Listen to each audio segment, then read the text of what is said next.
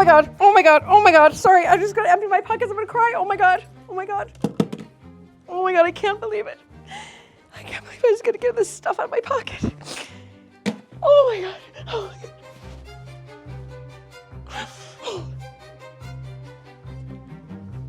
Sorry. Oh my God. Okay. This is unbelievable. I cannot believe it. I cannot believe it. Okay. Can I just backtrack, everybody? Okay. So when we've talked about, we had to kind of go through valuations and whatever. And one of the things that the valuer came back at was saying that there was a Worth dress, like a Charles Frederick Worth dress. And I couldn't find it. And I was like, maybe it's in a different trunk. And then I thought it was this one dress because it had been before in another inventory.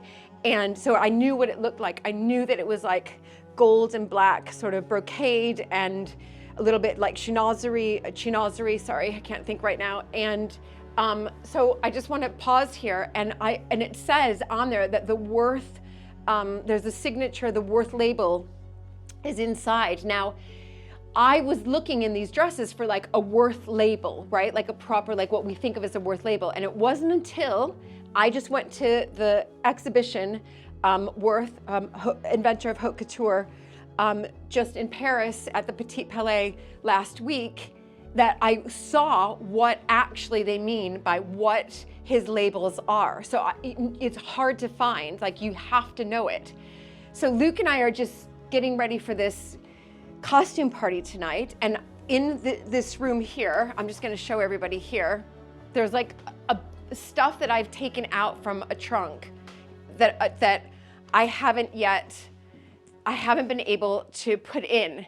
And Luke just left to go look at the costume, and I just thought, I saw this, and I'd seen it a few weeks ago, but I didn't think I didn't think of anything of it, and I looked through it and I couldn't see anything, but I was like, this is what actually is described in the inventory. And so then I just looked through it and I was like, oh, I don't see it's not here. And then I was like, Julie, just do a proper look. And oh my God, I got it, look it. It's right here. This is unbelievable. I have found the Charles Worth dress. This is, oh my gosh. I cannot believe it. Now, obviously somebody has like restitched this and used it for, you know, I don't know, they've adapted to it, but this is 1914. We know that from the inventory. A Charles Worth dress. I'm just gonna turn it around so everybody can see kind of what it's meant to look like. I think it's sort of up, there we go. And this is it. I cannot believe I have just found a Charles Worth dress. I cannot believe this. I cannot believe this. Sorry, everybody, to get so emotional.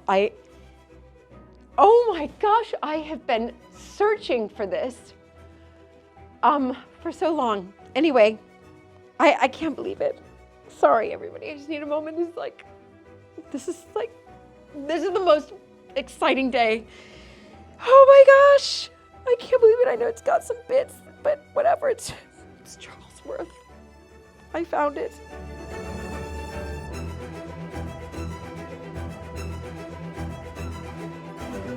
Seeing those gowns in Paris, you guys, reminded me how much care women of that era put into their appearance. And in the portraits of the great heiresses, their skin always looks so flawless. It's almost like porcelain. And of course, they didn't have today's technology, but we do. And that's why I have been using the FAQ 202 by Foreo, a new generation silicone LED face mask. I have loved using Foreo products for years, you guys, and this one has become an absolute essential in my skincare. It's ultra lightweight, wireless, and flexible, perfectly molds with my face, and just that one press of the universal button, I can begin treatment. So I can again, quick pressing it. I can choose between these 8 LED light wavelengths, including near infrared. And these lights help tackle like so many concerns, reducing fine lines. I need that one, please, thank you. Minimizing pores, even skin tone, and calming redness. So I usually wear it for like up to 15 minutes while I multitask. And then once I'm done, I just hold the button for 3 seconds, turn it off. And honestly, my skin feels smoother, it feels firmer, it's like less dull, and it's kind of the glow that the Gilded Age heiresses, I know, would have loved. So if you'd like to try the FAQ 202 or other Foreo bestsellers, just click the link in the description down below and be sure to use my code MANOR30 for an extra 30% off almost all Foreo products, even discounted ones. The code is stackable, so it's a really, really great opportunity. And yes, I'm also using my UFO 3 for those quick 2-minute spa facials at home. So between the gowns of Worth and the glow from Foreo, I think Alberta herself would approve. Now, back to textiles. I calmed myself down a bit, and because I was clearly overwhelmed and excited about this, finding this dress. I actually can't believe it. So it took me a bit to actually put it together. It was, you could see, kind of crumpled up on the bed, and then it had been crumpled up in the case. And what really helped me was reading through the inventory, which again, we were missing the photo. We didn't know where it was. And it says, a Worth evening gown circa 1914 of black and gold brocaded chinoiserie satin with high waistline. So you can see here is the brocaded chinoiserie satin here, but it does also say that the front panel has been unpicked. So this gave me a lot of clues. I knew that this was then the back panel. I would then switched it around, had to think, well, because there's pieces under here. It's quite difficult. Then it also said it was a gold lame bodice, which you can see here, plus black satin crossover fastening to one side. That took me a while to figure it out. So you can see it's a crossover here if you were to wear it, a crossover there fastened to one side. So you're starting to get the shape and the look of it. Then it says tulle sleeves weighted with glass beads, which is just right here. Here we are. So here are the tulle sleeves, and then you've got these glass beads here, and beautiful tulle sleeves. So it's in actually very, very good condition. Now, and in particular, the, what am I looking at? The satin here, the embroidery is in absolutely outstanding fashion. So if I put this down, then you guys can see a little bit more. However, so here's the front of the dress, as you can see. This is the panel that has come off, and it's meant to be attached like this. So you can see that attached like this. You know, this is lovely. This is a beautiful dress. I mean, I'd love to wear this dress. I won't because it needs to be obviously properly conserved here. But if I take this off, the damage that we have and that needs some help is the moth damage here. Luckily, we just have the residue of moths you can see here. But further up, we do have, again, some holes here, probably by moths. Maybe harder to tell there, but probably by moths there. And even like a little bit here, there's some moth. I mean, that's definitely moths. Now, the right thing to do for this would be, I mean, there's a lot. You can see the moth residue here. It's just really awful. none of this is live. None of this is live moth. I'm being very careful with it because the right thing to do, this is just old moth stuff, is to get this to a, I'm just going to be super careful here, to a proper textile conservator, have them freeze this, just exactly what I did with the coronation robes with the Royal School of Needlework. Freeze this. After it's frozen, then you would have, hopefully killed the moths. They would have, by the way, used their proper conservation vacuum, which has a netting here, and they can vacuum it up, which would be unbelievably helpful, because what you don't want to do is try to take it off yourself, because it can ruin the silk. Then reattach the panel to where it's meant to be. Now, what I do want to show you, of course, is the label, because that is the most exciting thing. So if we open it up here, the waist has been adapted, I think, to probably try to fit somebody who maybe needed a larger waistband or something like that. But we can just look, that's the back, and you can see right there that the Worth label is there. It has been reapplied, so you can see the alterations that were happening here. They had to alter the waistband, and then they reattached the Worth label. And what's really interesting is they've folded that Worth label right here. I would like to probably unstitch this and then put the whole label as a whole. That would be the right thing to do. It's very hard to tell. It looks, in fact, it doesn't, I'm going to take that back.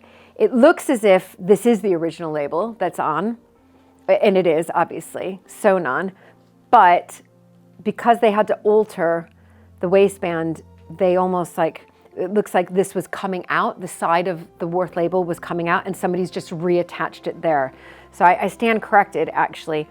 This Worth label originally on the waistband, no alterations at all, apart from this little bit there that somebody's had to restitch and reapply, and probably to give it, I think, to make sure that it was much more secure. But all of this was on here. And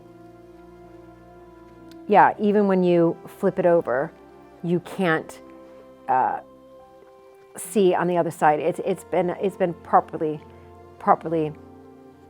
stitched on when Alberta received this dress. Now the date is it says circa 1914, and that would be around the time of Alberta. It was 2 years before she became the Countess of Sandwich. You haven't seen this, have you? What have we got going on here? Now, I can't pretend to know anything about old dresses, costumes, textiles at Mapperton, so this is entirely Julie's domain. But yeah, what I remember doing at Mapperton was growing up, and we had all these chests of clothes and bits of armour and the odd sword, and it was all thrown together, and we used to basically take it out and wear it as fancy dress. Oh dear, don't tell me but that. I don't think I wore this dress. Not. I really don't. So tell me what we've got here, because you were extremely excited the other day. It's fair to say. Fair to say, that's probably an understatement. But yes, what we have here, which is extraordinary, is that it matches exactly the inventory that we were given. So this is the Worth dress. This is the Worth dress. And let me just show you on the inside. How can you prove to me that it's the Worth dress? Because right here, the back label, to be very careful, is his signature. Wow. Yeah. So what you can see that it's this. So he's got a label there, and his signature has been stitched in. And this is what date? So circa 1914. So a couple of years before Alberta became the Countess. She became the Countess in 1916. Now, I just told the viewers, it's the description of it absolutely matches the inventory that we have. Well, you'd hope so, wouldn't Well, you? yeah, yes, but sometimes Unless you've got you never another know. one. No, but what we have is we have moth damage, Oh, my and goodness. you don't want to take this. You think, oh, I'm going to take that off. I'm going to pick that because off. that's a sort of cocoon. Well, You are picking it off. No. I'm just showing you what it is. It's very difficult to come off. Is that an old cocoon? It's an old cocoon. None of it is live right now. Right. So what we want to do is get it frozen. Right. Through a proper textile Are there conservator. actual holes in the? Yeah, yes, there are. Oh my goodness! Look, But I hope they've enjoyed eating this Worth dress. well, no, but the good news is that this is the panel that had been unpicked. And this hasn't. And this goes, we need it to be reattached, Right. you see, and then you won't be able to see, well, the majority of the holes. And many of you have seen this through my Substack. You were the first to know about this. But I'm going to speak to the Royal School of Needlework, who has hosts embroidery workshops here twice a year, and see if there's some type of, Quid pro quo. exactly, I think is the word that we can. you're looking for. It is. Right. But it is. Fabulous, but it's super exciting. And you know what would be really nice, and I'm sure people would agree with me, is once it's restored, we can get Julie to put it on and do a twirl. What do you think? I don't know. I'd be really nervous, but maybe, I would like to maybe. Well, comment down below if you think I could. I mean, it's in good condition apart from just the moth bit. Of course you I could put it on. I know it would fit me. You could gently put it on. Yeah. And then we can go out to some fabulous, I'm not going to go out with it. No. drinks party and Absolutely not. and impress everybody. Absolutely or a not. 20s costume party. How about that? No. No. Okay. It's going to go back in the box. Just for me. Right. So what I'm going to do. I'm going to leave you to it now. Okay. Yeah. Because I'm so obviously fascinated by this. But This is more your world. I'm very impressed, and You are but impressed, I'm aren't you? disappointed in the moth, but hopefully we can freeze can them do it. away. So what we're going to do is, the plan is to put this in the textile box. I have these little moth. You actually don't take off the wrapper. You put them in, and these were well, the Royal School of Needlework advised me to get these, and so I'll stick them one at one end and one at the other so that they're not touching the dress, and put them in there now. But the plan is to get this dress over to either the RSN or another textile conservator, like as in next week, ASAP. So in the meantime, what I'm going to do is just package this up, take it off its hanger, because it's still so fragile. I just put the hanger on. It was a soft hanger, so I could show you the dress, and then properly put some paper around this. So yeah, you can see I've already put in a couple here, and then just make sure that it is, I can get rid of the wrinkles. I don't want the, in particular, the embroidery wrinkled. Yeah, this will take me, you guys, like another hour to do this. That's how long it takes to get this in this box and make sure that it's okay.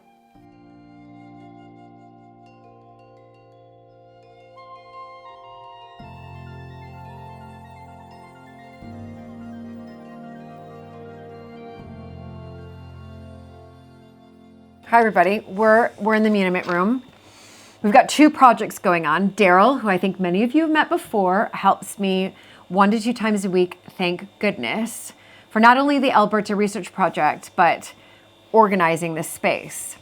So what we've done now is we've organized this bookcase, but these are extraordinary, okay? They may not look extraordinary, but they're amazing.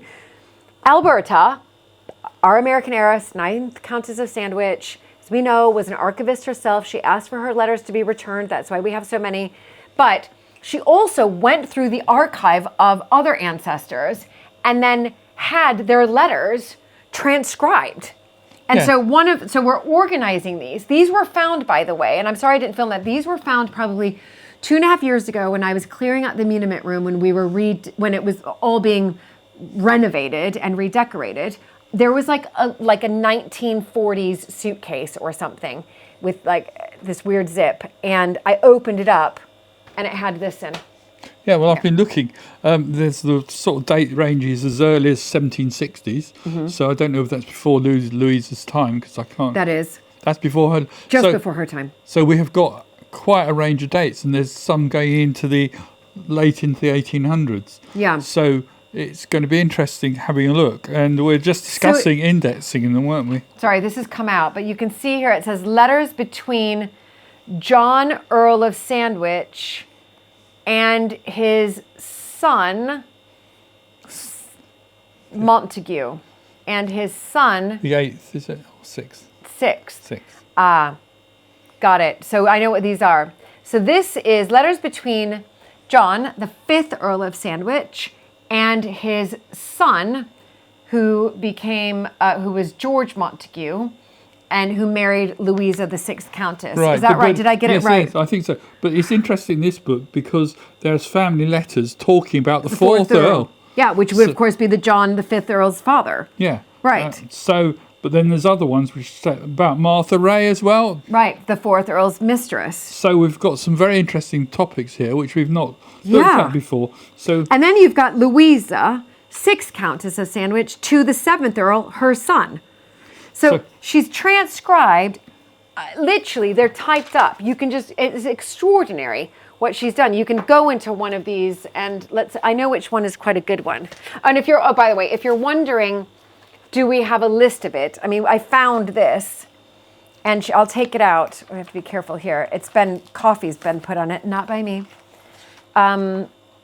She's done her mother, letters from her mother early, letters between 1923, 25, 26. So this is when Alberta's all around from, I believe most of them are for her mother. She's transcribed them.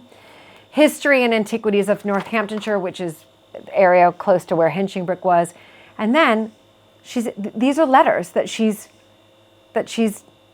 I mean, unbelievably, she's transcribed them and typed them out. yes. So what we're trying to do now is organize them onto here.